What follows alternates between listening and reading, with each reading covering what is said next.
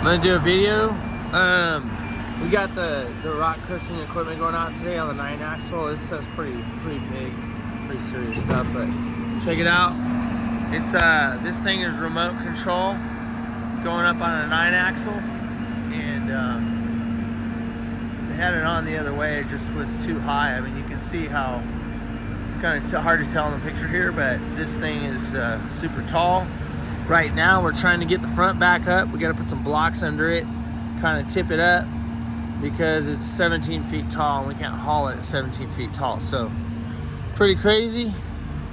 Just one of those things where it's wild and crazy. It's almost like gold rush kind of stuff, man. It's kind of cool. Anyway, we got Precise here doing this, and today, like I said, all this equipment's going out. This thing got an engine right here. It's remote control, and once we can get the blocks underneath here, we'll get it up higher.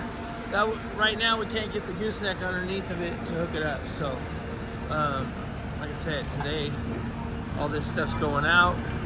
We got the other two pieces too. Everything's on tracks. It moves around. Has its engine and on each one of them. So anyway, check us out on YouTube. We'll try to put out some pretty cool stuff.